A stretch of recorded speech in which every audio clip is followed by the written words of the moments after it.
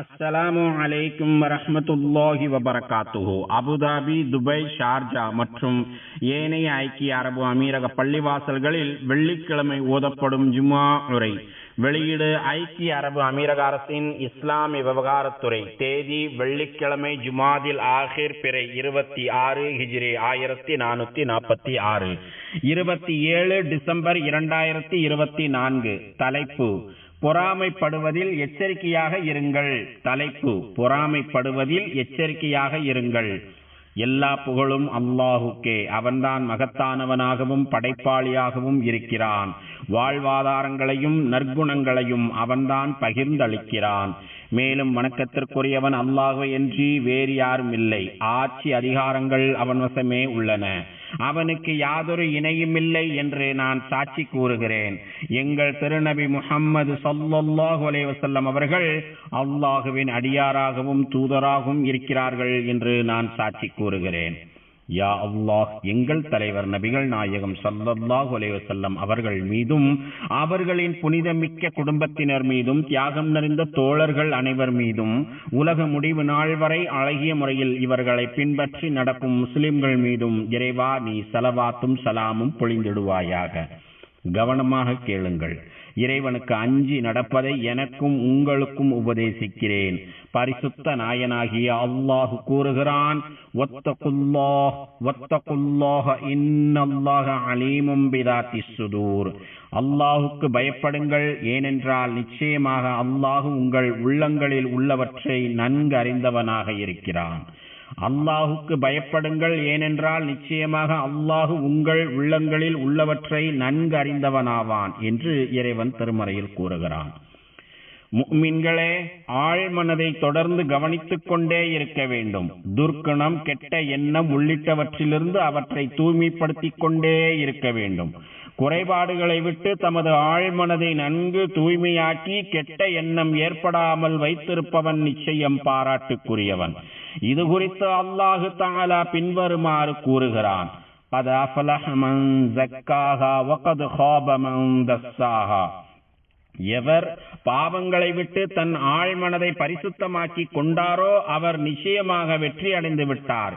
எவர் அதை பாவத்தில் புதைத்து விட்டானோ அவன் நிச்சயமாக நஷ்டமடைந்து விட்டான் என்று இறைவன் திருமறையில் கூறுகிறான். மனதில் ஏற்படும் நோய்களில் மிகவும் ஆபத்தான ஒரு நோய் பொறாமை கொள்ளும் தன்மையாகும். அதாவது நற்பாக்கியம் கிடைத்தவரிடமிருந்து அவ்வாக்கியம், செல்வம் விலகிவிட வேண்டும், அவரிடம் உள்ளது அழிந்துவிட வேண்டும் என்கிற கெட்ட எண்ணமாகும். அது மட்டுமல்ல, இத்தகைய சூழலில் ஒருவன் உற்சாகம் இழந்து இருப்பான். மற்றவனுக்கு கிடைத்த பாக்கியம் செல்வத்தை போன்று தனக்கு கிடைக்க வேண்டும் என்று பெரிதும் விரும்புவான். அவனுக்கு கிடைத்ததை அவன் இழந்தாலும் தக்க வைத்திருந்தாலும் தனக்கும் அதே போன்று கிடைக்க வேண்டும் என்கிற எண்ணம் மேலோங்கி இருக்கும். பொறாமை எண்ணம் முழுமையான தீமைகளை கொண்டிருக்கிறது. ஒவ்வொரு பொறாமையும் மற்றவர்களுக்கும் தனக்கும் பாதிப்பை ஏற்படுத்தக்கூடியதாகும். எந்த பொறாமையிலும் ஆபத்து இருக்கிறது. பொறாமை கொள்வது மகத்தான ஒரு பாவச் செயலாகும். ஏனெனில் அது சேர்த்து வைத்த நன்மைகளை தின்று தீர்த்து விடுகிறது. பொறாமை குணம் ஒருவனை தடை செய்யப்பட்டதை நோக்கி தள்ளி விடுகிறது. மற்றவர்களோடு சேர்ந்து இருக்காமல் அவனை தனிமைப்படுத்தி விடுகிறது. தமது நேசத்திற்குரியவர்களுடன் பகை உணர்ச்சியையும் காழ்ப்புணர்ச்சியையும் வளர்த்துக் கொள்கிறான். தம் மீது பாசம் வைத்திருப்பவர்களிடமும் பகையை உருவாக்கி கொள்கிறான். இதனால் ஒருவன் தனது உடன் பிறந்த அண்ணன் தம்பியை விட்டும் தனிமைப்பட்டு விடுகிறான். பொறாமை எண்ணம் கொண்டிருந்ததால் நபி யூசுப் அலைஹிஸ்ஸலாம் அவர்களுடைய சகோதரர்கள் எப்படி நடந்து கொண்டார்கள் என்பதை நீங்கள் பார்க்கவில்லையா? பொறாமையின் தாக்கத்தினால் தமது தந்தையின் செயல்பாட்டிற்கு எதிராகவே செயல்பட்டார்கள். தம் உடன் பிறந்த சகோதரரை கொல்லும் அளவிற்கு துணிச்சலை பெற்றார்கள். இது குறித்து அல்லாஹு தஆலா கூறுகிறான், இது காலு லயூசுஃபு வ அஹூஹு அஹப்பு இலா அபீனா மின்னா வ நஹ்னு உஸ்பா இன்ன அபானா லஃபீ ளலாலிம் முபீன் உக்துலூ யூசுஃப அவ் இத்ரஹூஹு அர்லன் யஹ்லு லகும் வஜ்ஹ அபீக்கும் வ தகூனு மின் பஅதிஹி கௌமன் சாலிஹீன். நபி யாக்கூப் தன் 12 மகன்களில் யூசுஃபையும் புன்யாமினையும் அதிகமாக நேசிப்பதை நேரடியாக கண்ட மற்ற மகன்கள் பொறாமை கொண்டு, நாம் பலசாலிகளாக இருந்தும் யூசுஃபும் அவருடைய சகோதரரும் நம் தந்தைக்கு நம்மை விட அதிக பிரியமுள்ளவர்களாக இருக்கின்றனர்.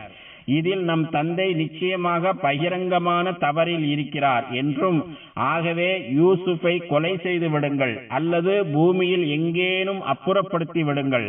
அதன் பின் உங்கள் தந்தையின் பார்வை முற்றிலும் உங்கள் பக்கமே இருக்கும். இதன் பின்னர் நீங்கள் இறைவனிடம் மன்னிப்பு தேடிக்கொண்டு நல்ல மக்களாகி விடுங்கள் என்றும் கூறினார்கள் என்பதாக இறைவன் திருமறையில் கூறி காட்டுகிறான். பொறாமை கொள்வது எவ்வளவு கீழ்த்தரமான துர்க்குணம் என்று பாருங்கள். எப்படி இல்லாமல் போகும்? ஏனெனில் அல்லாஹு தஆலா இவ்வாறு பொறாமைப்படுவதிலிருந்தும் பொறாமைக்காரர்களின் தீங்கிலிருந்தும் தன்னிடம் பாதுகாப்பு கேட்குமாறு அறிவுறுத்துகிறான். வமின் ஷர்ரி ஹாசிதின் இதா ஹஸத், பொறாமைக்காரன் பொறாமைப்படும் போது அவனின் தீங்கை விட்டும் பாதுகாப்பு கோருகிறேன் என்று இறைவன் திருமறையில் கூறுகிறான். பொறாமை கொள்ள வேண்டாம் என்று இறைத்தூதர் கண்மணி நாயகம் ஸல்லல்லாஹு அலைஹி வஸல்லம் அவர்களும் பின்வருமாறு அறிவுரை கூறுகிறார்கள். லா தபாகது வலா தஹாசது வலா ததாபரு வகூனு இபாதல்லாஹி இஹ்வானா. ஒருவருக்கொருவர் கோபம் கொள்ளாதீர்கள், பொறாமை கொள்ளாதீர்கள், பிணங்கிக் கொள்ளாதீர்கள். அல்லாஹுவின் அடியார்களே, அன்பு காட்டுவதில் சகோதரர்களாக இருங்கள். ஒரு முஸ்லிம் தம் சகோதரரிடம் வருத்தம் கொண்டு 3 நாட்களுக்கு மேல் பேசாமல் இருப்பது அனுமதிக்கப்பட்டதல்ல. ஒருவருக்கொருவர் கோபம் கொள்ள வேண்டாம், பொறாமை கொள்ள வேண்டாம், பிணங்கிக் கொள்ள வேண்டாம். அல்லாஹுவின் அடியார்களே, அன்பு காட்டுவதில் சகோதரர்களாக இருங்கள். ஒரு முஸ்லிம் தம் சகோதரரிடம் வருத்தம் கொண்டு 3 நாட்களுக்கு மேல் பேசாமல் இருப்பது அனுமதிக்கப்பட்டதல்ல என்று இறைத்தூதர் ஸல்லல்லாஹு அலைஹி வஸல்லம் அவர்கள் கூறுகிறார்கள். இவ்வாறு பொறாமை கொள்ள வேண்டாம் என்று ஞானிகளும் அறிஞர்களும் இறைநேசர்களும் எச்சரிக்கை செய்து வலியுறுத்துகிறார்கள். சஹாபி இப்னு மஸ்ஊத் ரலியல்லாஹு அன்ஹு அவர்கள் ஒரு முறை அல்லாஹுடைய கிருபைகளுக்கு எதிராக நடந்து கொள்ளாதீர்கள் என்று சொன்னார்கள். அல்லாஹுடைய கிருபைகளுக்கு எதிராக நடக்காதீர்கள் என்று சொன்னார்கள். அல்லாஹுடைய கிருபைகளுக்கு எதிராக நடந்து கொள்பவர் யார் என்று அங்கிருந்தவர்கள் கேட்டார்கள். அதற்கு இந்த சஹாபி, அவர்கள்தான் பொறாமைப்படுபவர்கள் என்று கூறி பின்வரும் வசனத்தை ஓதினார்கள். அம் யஹ்சுதூன அன்னாஸ அலா மா ஆதாஹுமுல்லாஹு மின் ஃபضலிஹி அம் யஹ்சுதூன அன்னாஸ அலா மா ஆதாஹுமுல்லாஹு மின் ஃபضலிஹி. அல்லாஹ் மனிதர்களில் சிலருக்கு தன் அருளை வழங்கியுள்ளதை பற்றி இவர்கள் பொறாமை கொள்கின்றார்களா? அல்லாஹ் மனிதர்களில் சிலருக்கு தன் அருளை வழங்கியுள்ளதை பற்றி இவர்கள் பொறாமை கொள்கிறார்களா என்று இறைவன் திருமறையில் கேட்கிறான். ஆம், தனது அடியார்களுக்கு அல்லாஹு தஆலா செய்திருக்கும் கிருபைகளுக்கு எதிராக செயல்படுபவர்கள் இவர்கள்தான்.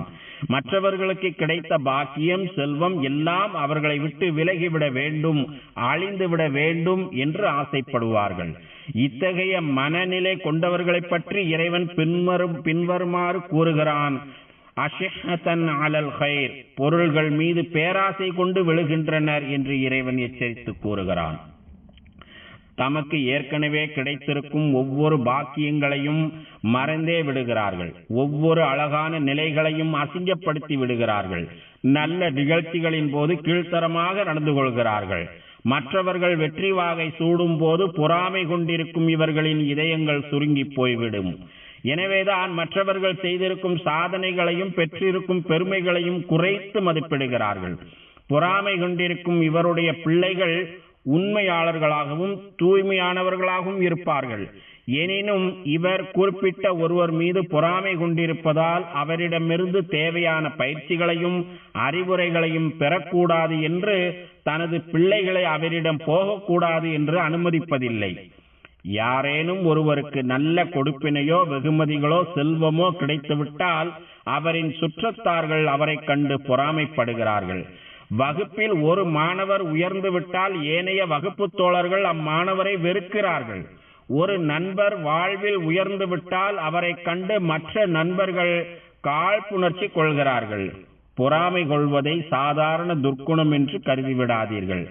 இத்தகைய பொறாமையினால் எத்தனையோ பாக்கியங்கள் விலகி இருக்கின்றன, எத்தனையோ நற்செயல்கள் முழுமையாக நிறைவேறாமல் போயிருக்கின்றன, எத்தனையோ குடும்பங்கள் சிதறி உள்ளன. இதற்கு காரணம் இறைவன் தமக்கு வழங்கியதை திருப்தியோடு ஏற்றுக்கொள்ளாமல் மற்றவர்களிடம் இருப்பதை கண்டு பொறாமை கொண்டதே ஆகும். அல்லாஹுவின் அடியார்களே, ஒரு மனிதனின் மனதில் இருக்கும் பொறாமை குணத்தை சரி செய்வதற்கு மிக முக்கியமான வழி அல்லாஹ் ஏற்படுத்தியிருக்கும் விதியையும் அவன் நிர்ணயித்திருக்கும் அளவுகளையும் திருப்தியாக ஏற்றுக்கொள்வதாகும். வாழ்வாதாரங்களை தருவதில் அவன் நேர்மையாக நடந்து கொள்கிறான் என்பதையும் நம்ப வேண்டும். எனவே அல்லாஹுவின் அடியானே, நீ உனது இறைவன் மீது உறுதியான எண்ணம் கொள். வேறொரு மனிதனுக்கு இறைவனின் பாக்கியம் கிடைப்பதை நீ கண்டால் அம்மனிதருக்கு அது மென்மேலும் அதிகரிக்க வேண்டும், கூடுதலாக கிடைக்க வேண்டும், தொடர்ந்து கிடைக்க வேண்டும் என்று உளமாற துஆ செய். ஏனெனில் இறை தூதர் கண்மணி நாயகம் ஸல்லல்லாஹு அலைஹி வஸல்லம் அவர்களின் அறிவுரை அவ்வாறு இருக்கிறது. இதா ரஆ அஹதுக்கும் மின் அஹீஹி மா யுஜிபுஹு ஃபல்யதஅ லஹு பில் பரக்கா. தன்னை ஆச்சரியப்படுத்தும் ஒன்றை தம் சகோதரரிடம் உங்களில் ஒருவர் கண்டால் அந்த சகோதரருக்கு மென்மேலும் பரக்கத் என்னும் நற்பாக்கியம் கிடைக்கட்டும் என்று துஆ செய்து கொள்ளட்டும். தன்னை ஆச்சரியப்படுத்தும் ஒன்றை தன் சகோதரரிடம் உங்களில் ஒருவர் கண்டால் அந்த சகோதரருக்கு மென்மேலும் பரக்கத் என்னும் நற்பாக்கியம் கிடைக்க வேண்டும் என்று துஆ செய்து கொள்ளட்டும் என்று இறை தூதர் ஸல்லல்லாஹு அலைஹி வஸல்லம் அவர்கள் அறிவுரை கூறியுள்ளார்கள். எனவே நீ வெற்றியாளர்களை கண்டால் அவர்கள் எந்த அளவிற்கு முயற்சி செய்தார்களோ அதே போன்று நீயும் முயற்சி செய். அவர்களை போன்றே நீயும் வெற்றி பெறுவாய். செல்வமும் பாக்கியமும் உனக்கோ மற்றவர்களுக்கோ கிடைக்கும் போது உனது ஆழ் மனதையும் எண்ணங்களையும் தூய்மையாக அமைதியாக வைத்துக்கொள். இதுவே பொறாமை குணம் வராமல் இருப்பதற்கும் அதனை தடுப்பதற்கும் தகுந்த சிகிச்சை என்பதை நீ அறிந்து கொள். எனவே ஒவ்வொரு சமயத்திலும் உனது எண்ண அலைகள் எப்படி போகிறது என்பதை கண்காணித்துக் கொண்டே இரு. மற்றவர்களுக்கும் நல்லதே நடக்க வேண்டும் என்று ஆசைப்படு. இதனால் உனது இறை நம்பிக்கையில் பரிபூர்ண தன்மை ஏற்படும். உமது சுற்றத்தார்களிடம் அன்பையும் அக்கறையையும் பரந்த மனப்பான்மையோடு நடந்து கொள்ளும் தன்மையையும் அதிகப்படுத்து. ஏதோ ஒரு கட்டத்தில் மற்றவர்கள் மீது பொறாமையோ வயிற்றெரிச்சலோ ஏற்பட்டால் உனக்கு நீயே நேர்மையாக நடந்து கொள்ள முயற்சி செய். உடனடியாக உனது ஆழ் மனதை பக்குவப்படுத்து. நீ செய்த தவறுகளை யோசித்துப் பார். நீ செய்த பாவங்களுக்காக இறைவனிடம் பாவ மன்னிப்பு கேள்.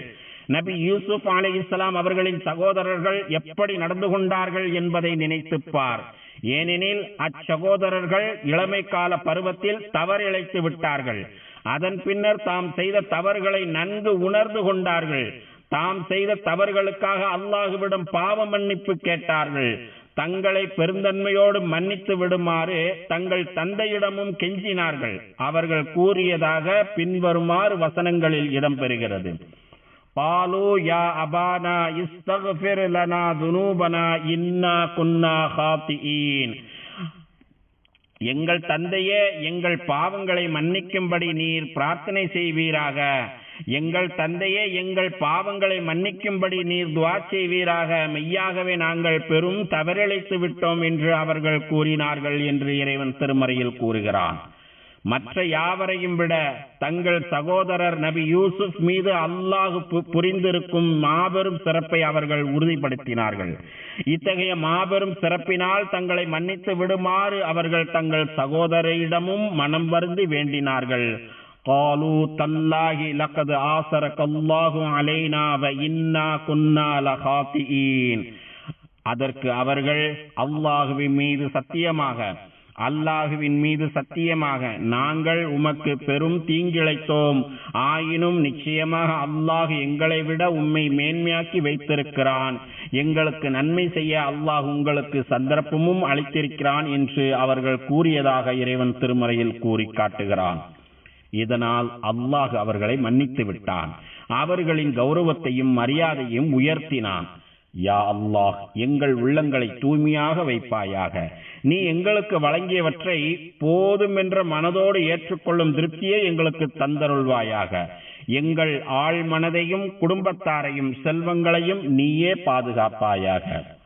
முஃமின்களே, பொறாமை கொள்வது சுய ஆளுமையின் கௌரவத்தை கெடுத்து விடுகிறது, நல்ல குணங்களை இல்லாமல் செய்து விடுகிறது, இறை நம்பிக்கையின் பரிபூர்ண தன்மையை போக்கி விடுகிறது. நீங்கள் விரும்பினால் உங்களுடைய நேசரும் நபியுமாகிய கண்மணி நாயகம் ஸல்லல்லாஹு அலைஹி வஸல்லம் அவர்களின் பின்வரும் அறிவுரையை நன்கு சிந்தித்து பார்த்து உங்கள் ஆழ் மனதை அதற்கேற்ப நீங்களே பக்குவப்படுத்திக் கொள்ளுங்கள்.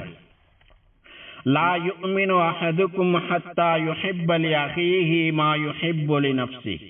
உங்களில் ஒருவர் தனக்காக கிடைக்க வேண்டும் என்று விரும்புவதை தனது சகோதரருக்கும் கிடைக்க வேண்டும் என்று விரும்பாதவரை அவர் உண்மையான நம்பிக்கையாளர் எனும் மூமினாக ஆக மாட்டார் என்று இறை தூதர் ஸல்லல்லாஹு அலைஹி வஸல்லம் அவர்கள் கூறியுள்ளார்கள். பொறாமை குணத்தின் ஒவ்வொரு தன்மையிலும் நீங்கள் எச்சரிக்கையாக நடந்து கொள்ளுங்கள். ஆக கடைசியில் அதனால் ஏற்படும் மோசமான பின் விளைவுகளை குறித்து யோசனை செய்து கொள்ளுங்கள். பொறாமைப்படுபவருக்கும் அவரை சுற்றி இருப்பவருக்கும் மோசமான பேரிடர் ஏற்படும். தொடர்ந்து பொறாமைப்பட்டு கொண்டே இருப்பவருக்கு சுபிட்சமான வாழ்வு அமையப்பெறாது.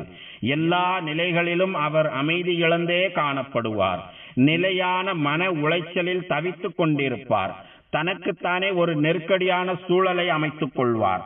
தனக்குத்தானே தொந்தரவாக இருப்பார். தம்மை சுற்றி இருப்பவர்களின் மன அமைதியையும் சீர்குலைப்பார். மற்றவர்களை கண்ணும் கருத்துமாக கண்காணிப்பதிலேயே தனது முழு கவனத்தையும் வைத்திருப்பார். ஆக்கப்பூர்வமான எதிலும் கவனம் செலுத்தாததால் பித்து பிடித்தவரை போன்று இத்தகைய பொறாமைக்காரர் காணப்படுவார். இவருடைய இதயம் சுருங்கி போயிருக்கும். மற்றவர்களுக்கு கெடுதல் நடக்க வேண்டும் என்கிற ஆசையோடும் திட்டத்தோடும் அலைபவர்களை கண்டிக்கும் விதமாக பின்வரும் இறைவசனம் இருக்கிறது. மற்றவர்களுக்கு கெடுதல் நடக்க வேண்டும் என்கிற ஆசையோடும் திட்டத்தோடும் அலைபவர்களை கண்டிக்கும் விதமாக பின்வரும் இறைவசனம் இருக்கிறது. வலா யஹீகுல் மக்ரு ஸய்யிஉ இல்லா பிஅஹ்லிஹி. தீயவர்களின் சூழ்ச்சி அச்சூழ்ச்சிக்காரரை தவிர மற்றவரையும் சூழ்ந்து கொள்ளாது. தீயவர்களின் சூழ்ச்சி அச்சூழ்ச்சிக்காரரை தவிர மற்ற எவரையும் சூழ்ந்து கொள்ளாது என்று இறைவன் திருமறையில் கூறி காட்டுகிறார். எனவே அல்லாஹுவின் நல்லடியார்களே, மற்றவர்களும் நம்மீது பொறாமைப்படக்கூடாது என்பதில் கவனமாக இருங்கள்.